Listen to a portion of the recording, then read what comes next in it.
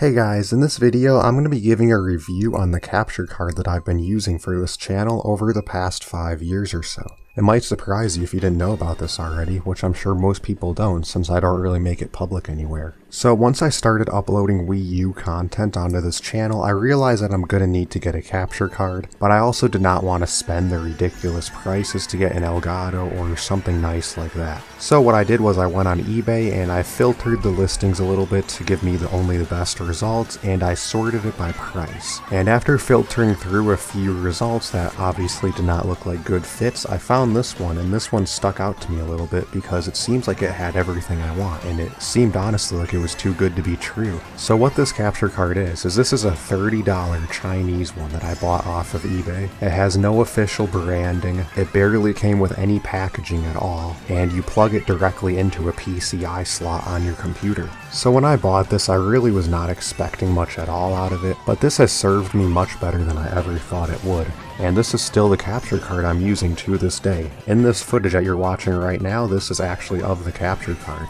I recorded this footage ahead of time, so I already know what I'm doing in this video, and I know there's going to be Rainbow Road gameplay, so you can kind of see how the quality is a little bit. Uploading these videos to YouTube does not do this capture card any justice. It looks much better offline than it does uploaded, but I'm going to try and render this video in a decent enough bitrate so that it should look as close to the original as possible. But in real life, this capture card is indistinguishable from just a direct output. I also like to think the quality speaks for itself. I get plenty of complaints on all my videos, but one complaint that I've never received is anyone telling me that the quality is low for the capture card. Sure, it's probably not going to be up to the standard of Elgato, but it's going to be good enough, and for YouTube, it's pretty much indistinguishable considering the compression I was talking about earlier. Rendering videos and uploading them to YouTube destroys the quality of any video you upload. And I knew that when I bought this capture card, so I knew I didn't need anything that was going to look super amazing because YouTube is going to compress it anyway and destroy the quality. But I really was not expecting it to be this good. But yeah, I'm going to try and do as thorough of a review as possible on this. Quality is just one factor of it. There's many other things we need to talk about, including usability, reliability, driver support, and all that stuff, and that's what we're going to get into next. So the installation process for this capture card is very simple if you know what you're doing. All you have to do is just plug it into a PCI slot on your computer, install the driver, and that is completely it. At that point, you're going to be able to add this source as a capture card source in OBS or any other software that you want, and you're going to be able to immediately get the signal and use it with no problems. Although there is no official support online, I did not ever need it throughout my years of owning this. I can say very honestly that this has been an easy to use product and I have had no issues with it whatsoever. As soon as I put this in my computer and as soon as I installed the drivers for it, I have not had any issues with it since that day.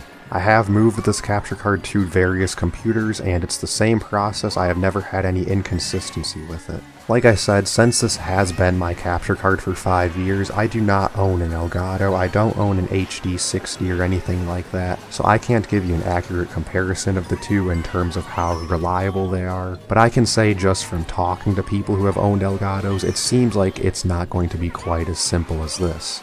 For example, sometimes Elgato has software issues, sometimes there's going to be little like artifacts or something that will come across the screen, or lighting issues, or just any little random issue that will come up at any time. I can say with this capture card, I don't have any kind of issues with coloring or artifacts showing up.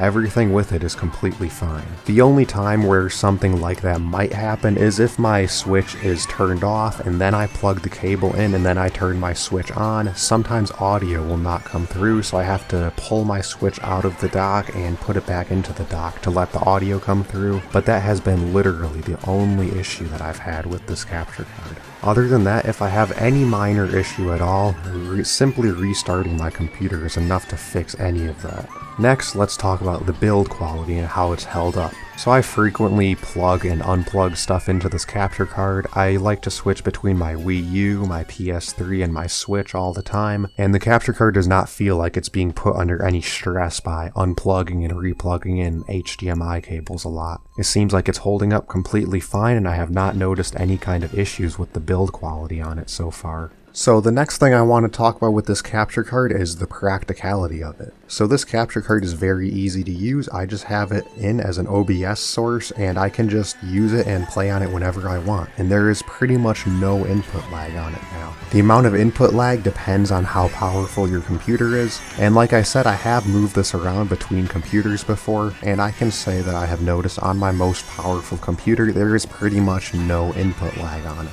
This is useful because as I'm demonstrating now, I can just make this a full screen source and I can just switch between whatever I'm doing at any given time. So I can easily switch between a Switch game, switch between some productivity stuff, and it's completely easy to do this. And I can do this all day, just have my Switch on in the background while I'm doing anything else that I want on my computer. So for me this is very important because I only have one monitor in my room and I like to be able to play my Switch whenever I can. So this is a pretty nice feature that I'm able to just do this in real time with no input lag.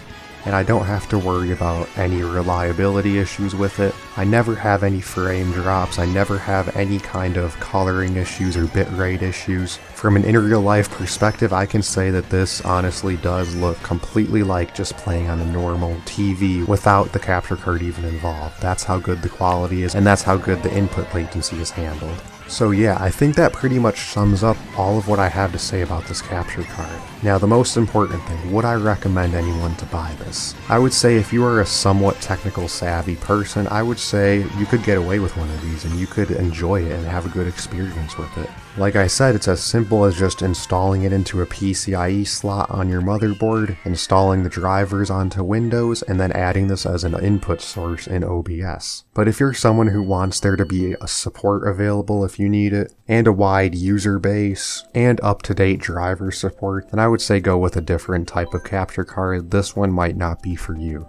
But if you're a risk taker and you're a little bit more on the technical side, then I would say this is definitely something I could recommend to you. But yeah, thank you guys for watching, so leave a like if this video is interesting to you, comment your opinion on this capture card or on anything else, and subscribe for more videos like this in the future, and I'll see you next time.